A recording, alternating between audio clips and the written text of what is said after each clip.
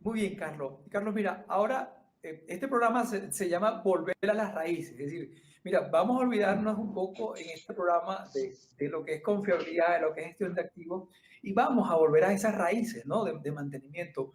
Y por eso quiero ir en la historia. Y en el año 1990 se crea en los Estados Unidos la North American Maintenance Excellence Award, ¿verdad? Cuyo objetivo principal era impulsar la calidad y la competencia en el uso de las mejores prácticas que de alguna manera las empresas líderes en esta área divulgaron, ¿no? Y hablamos entonces que esas 10 mejores o esas 10 mejores prácticas estaban asociadas a, en primera instancia, organización centrada en equipos de trabajo, contratistas orientadas a la productividad, integración con proveedores de materiales y servicios, apoyo y visión de la gerencia, planificación y programación proactiva, procesos orientados al mejoramiento continuo, gestión disciplinada de procura de materiales, integración de los diferentes sistemas que encierran o que conforman la organización, gestión disciplinada de lo que son las paradas o proyectos de parada de planta y producción basada en confiabilidad, ¿no? Eso eran de alguna manera los 10 grandes procesos. Ahora, Carlos, ¿qué crees por qué esto no se implementó? ¿Por qué no dio resultados? Sí, de verdad está comprobado que es una manera muy eficiente de encarar los diferentes procesos, ¿no?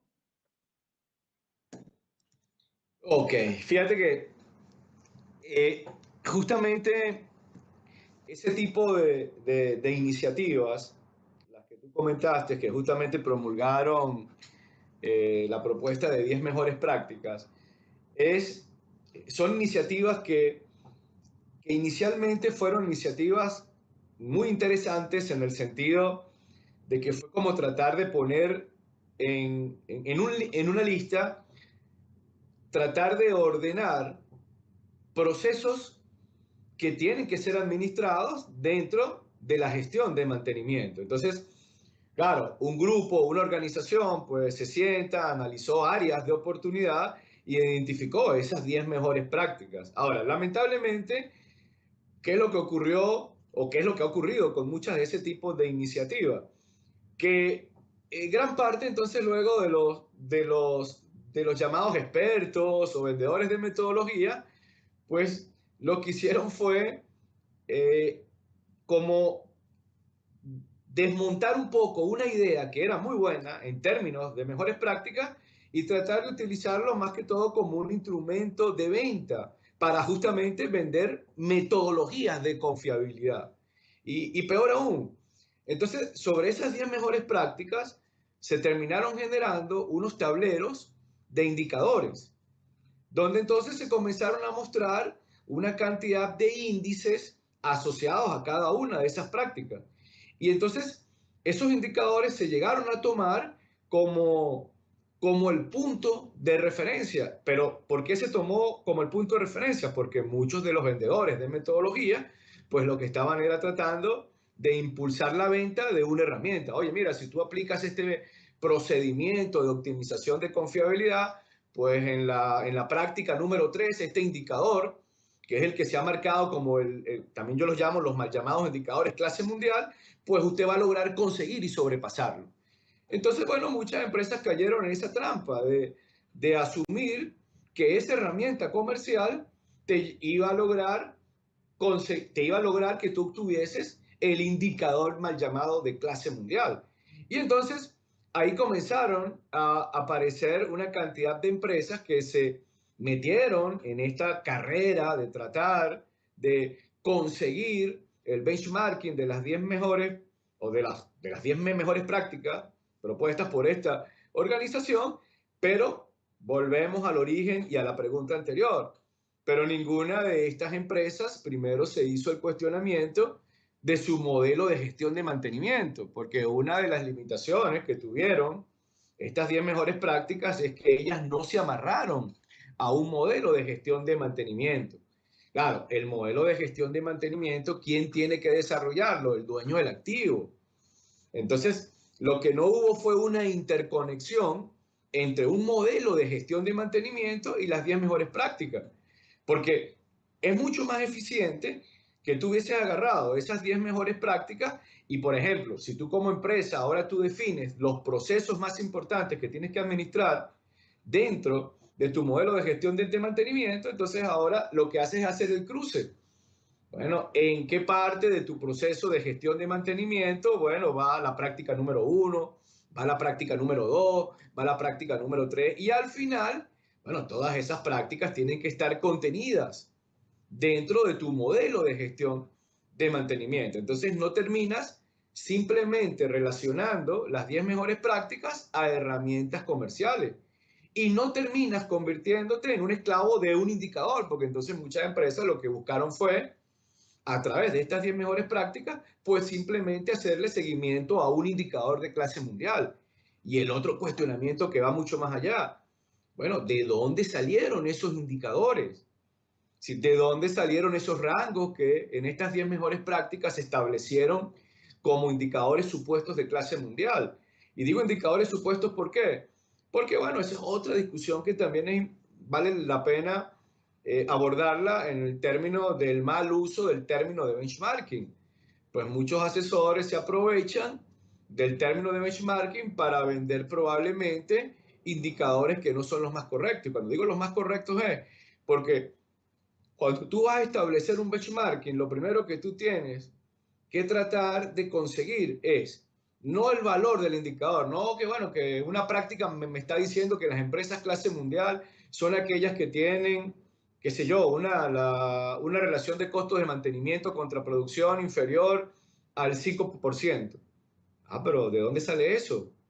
Todas las empresas pueden lograr ese nivel de costes de mantenimiento en función del coste de producción, porque es muy diferente el nivel de costes de mantenimiento contra la producción de un sector como el minero a un sector como el agroindustrial, a un sector como el de refinación, a un sector como el de manufactura de autos. Entonces probablemente tú me estás obligando a que yo trate de conseguir una reducción de costes de mantenimiento contra mi coste de producción en un sector donde es prácticamente un valor inalcanzable para ese sector. Probablemente el benchmarking allí es un valor diferente, no es el 5%, es el 7%, es el 8%. Pero vuelvo e insisto, para entonces tú poder establecer una referencia de un benchmarking, bueno, tú lo que tienes que tener en cuenta es el entorno en el cual se está haciendo el estudio. Por eso es que nosotros siempre discutimos o siempre vamos en contra de los benchmarking generalizados. Eso es una muy mala práctica.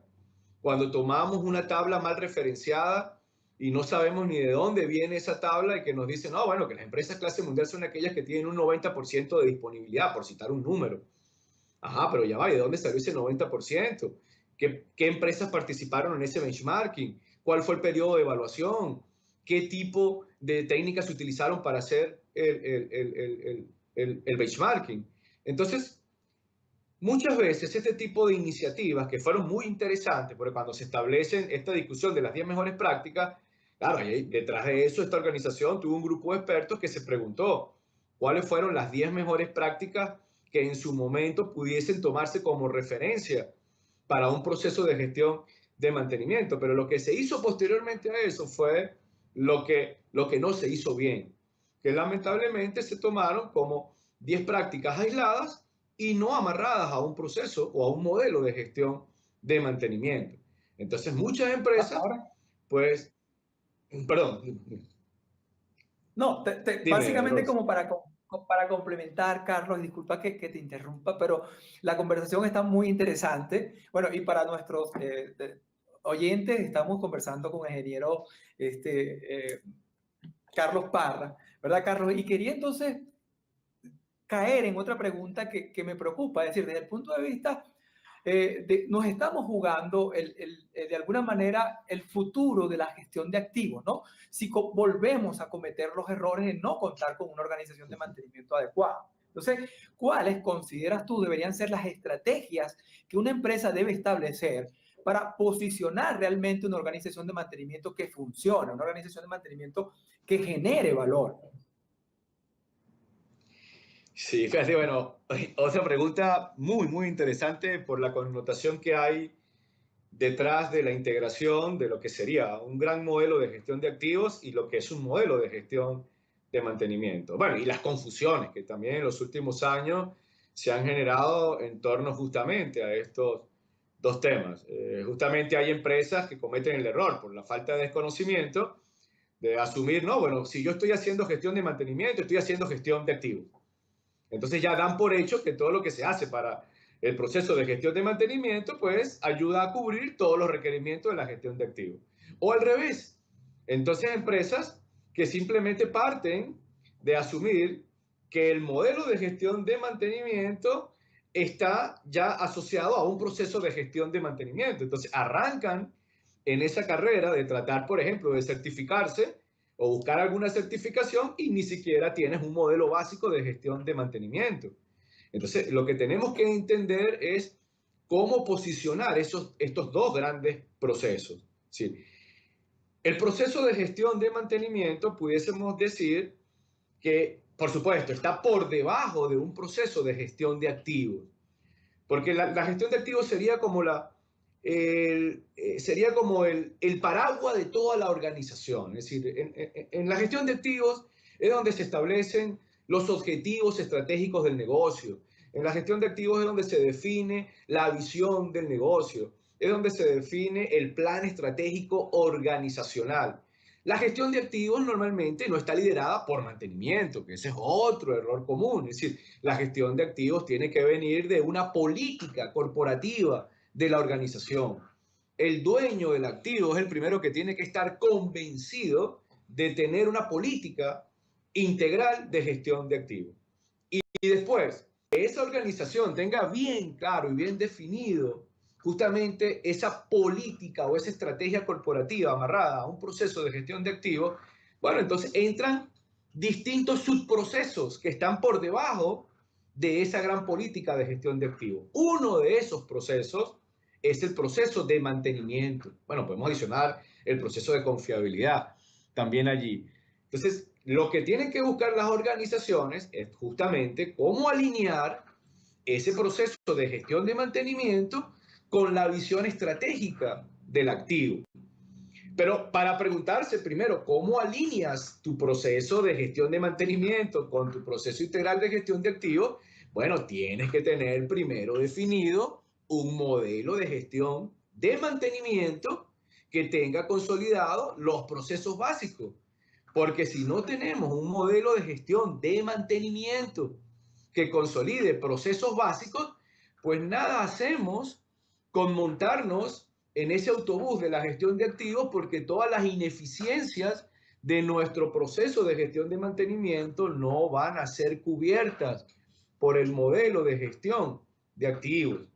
Entonces, eso es lo primero que tenemos que tener en cuenta. Es decir, cómo en nuestra línea base tenemos que definir primero una estrategia muy bien fundamentada en cuanto a qué procesos de mantenimiento tienen que administrarse. Ahora, en esa línea base, ¿qué deben hacer las organizaciones? Bueno, lo primero que tienen que preguntarse es cuál es su modelo de gestión de mantenimiento. Y allí, bueno, aquí se abre la discusión porque primero no hay un único modelo de gestión de mantenimiento, hay distintas referencias, hay distintas prácticas como las que tú comentaste. Bueno, esa práctica de las 10 mejores prácticas, valga la redundancia, bueno, puede ser una guía para diseñar un modelo de gestión de mantenimiento.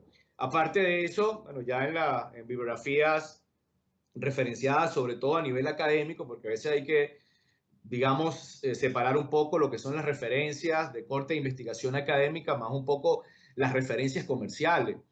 Muchas referencias comerciales a veces no tienen una base cronológica específica o un desarrollo específico, pero las referencias académicas sí tienen que tener normalmente una base de investigación bibliográfica.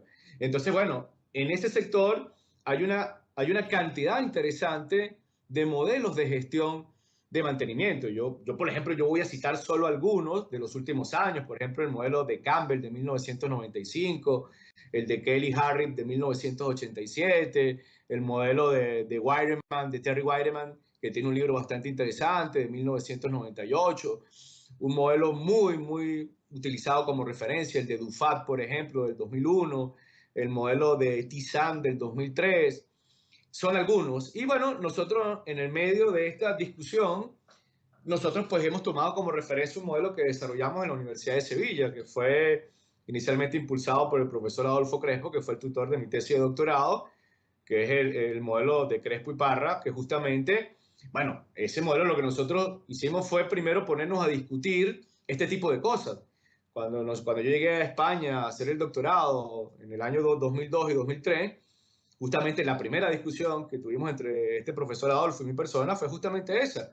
Bueno, que muchas empresas en ese momento pues estaban aplicando a diestra y siniestra una gran cantidad de metodologías, pues ahí estaban comenzando a pescar en ríos revueltos, las técnicas de confiabilidad, el proceso de gestión de activos, todavía no existía ni siquiera en ese momento la norma ISO 55000, sino se hacía la referencia a la PAS 55 y la gente confundida creía que eso era una norma, se vendió como una norma, bueno, eso se generó ahí un despelote y lamentablemente muchas empresas cayeron en esos errores. Entonces, claro, en el medio de todo esto, nosotros lo que hicimos fue tratar de abstraernos un poco y decirnos, ya va, pero no nos podemos poner a inventar cosas de un proceso de gestión de activos cuando ni siquiera las organizaciones tienen un modelo básico de mantenimiento. Entonces, en realidad nosotros lo que hicimos fue cerrar el volumen de control. No, vamos a concentrarnos en tratar de definir un proceso básico de gestión de mantenimiento. Y allí, bueno, al igual, por ejemplo, como lo que tú comentaste hace rato, las 10 mejores prácticas, lo que nosotros hicimos en el grupo de investigación fue preguntarnos cuáles son los procesos básicos de mantenimiento. Y después que nos hicimos esa pregunta, bueno, después de tormentas de ideas y de varias discusiones, conclusión de definir 8 grandes procesos básicos. Y de allí surgió nuestro modelo de gestión de mantenimiento. Entonces se definieron esos 8 procesos básicos. Inicialmente, ¿qué hicimos? Escribimos, publicamos una primera revista, un journal internacional de ingeniería industrial en Europa, nos aceptó el paper y publicamos en el año 2001 nuestra primera referencia. Ya posteriormente, después que se acogió ese modelo, pues publicamos, el profesor Adolfo Crespo hizo un primer libro en inglés, de Maintenance Management Framework, que lo publicó con Springer, y ya ahí el modelo se dio a conocer. Y ya a partir de ese momento, bueno, entonces una cosa era la parte teórica y otra la parte práctica. Hubo una primera empresa que lo tomó como referencia, que fue la compañía Iberdrola en el área de generación de electricidad en España, y ellos fueron como nuestro conejillo de India. Y a partir de allí, bueno, comenzamos a aplicar ese modelo. Ahora, ese modelo que cubre procesos básicos, comenzando desde una primera etapa que tiene que ver justamente con los procesos administrativos, con la estructura de la organización, con la asignación de responsabilidades, con cómo se dimensiona un proceso de gestión de mantenimiento, de cómo se definen los indicadores claves del negocio, que no son ni siquiera los indicadores de mantenimiento, de cómo se alinean los indicadores de la gestión de mantenimiento con los indicadores integrales de gestión de activos, por ejemplo, que son los indicadores de maximización de valor, los indicadores financieros del negocio. Bueno, todo eso va en la línea base, en la primera fase del proceso.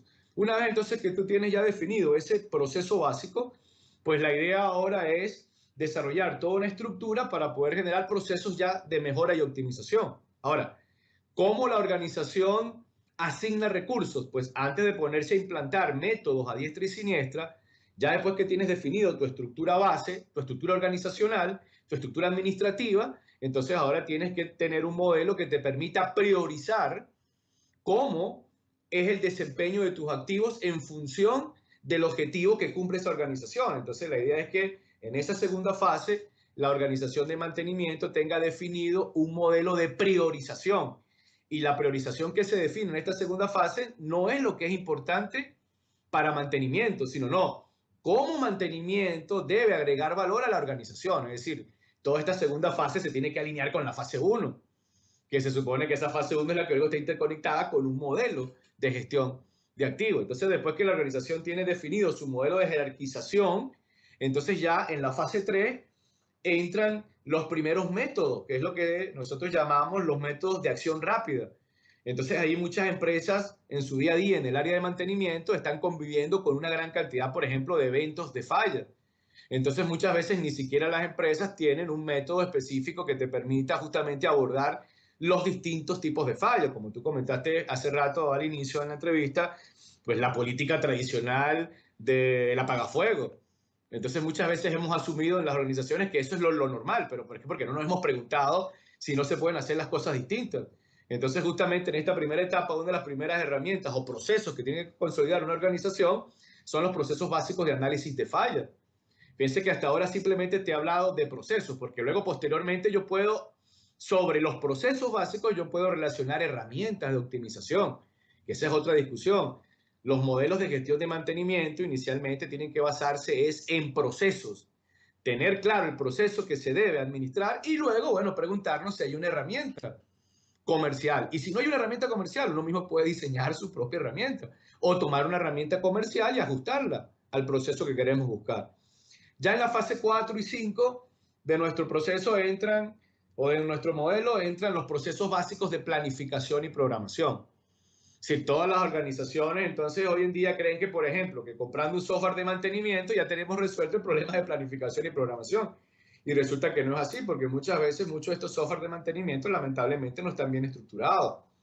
Entonces tú primero debiste haber solucionado tu problema de planificación y programación, bueno, tener bien definido las necesidades de qué debes planificar, qué debes programar, y después entonces que tú tienes definido ese proceso y cómo lo vas a abordar, entonces bueno, se supone que ahora tú vas a alimentar ese proceso de planeación y programación con distintos métodos. Fíjense que allí pueden entrar métodos comerciales como el RCM, como el TPM, como el Six Sigma, como el RBI, que al final me van a ayudar justamente a definir las estrategias que yo debo planificar y programar. Y luego, bueno, esa fase 4 y 5 genera una cantidad ya de información y de indicadores técnico-económicos. En la fase 6 normalmente entonces lo que se hace es que se toma toda esta información que se ha generado, el ciclo de uso del activo, en términos de actividades de mantenimiento, en términos de actividades de inspección, en términos de actividades planificadas y programadas, y bueno, y se tienen que generar indicadores de control. Esos indicadores de control tienen que alinearse con la fase 1, que es donde se montan los indicadores financieros. En esta fase 6, sobre todo, bueno, tiene que haber una correlación. Si yo he logrado mejorar un indicador como el mean time to failure, que es confiabilidad, el mean time to repair, que es mantenibilidad, la idea del dueño del activo es que yo le pueda decir, mira, esta mejora de confiabilidad se ha convertido en tanto valor agregado, por ejemplo, en cuánto subió el EBITDA, en cuánto subió el EVA. A ese gerente de mantenimiento, o perdón, al gerente de operaciones, al dueño del activo, no le interesa que tú le digas, no, he mejorado la confiabilidad en un 10%. Y entonces cuando ese dueño del activo lo que mira es el indicador financiero, el EBITDA del año pasado contra este, se da cuenta que el EBITDA del año pasado fue mejor que el de este año. Y el año pasado no tenías esos 10 puntos de confiabilidad que habías ganado en horas adicionales, mejorando el mean time to fail. El gerente que te va a decir, a mí me gustaba más la planta el año pasado, que sin haber alcanzado esa mejora de confiabilidad, yo gané más. Sí, entonces, ¿qué es lo que pudimos haber hecho? Que introducimos alguna herramienta de optimización que lo que nos hizo fue generar un gasto y que esa mejora se midió en confiabilidad, pero la confiabilidad no fuimos capaces de convertirla en valor agregado.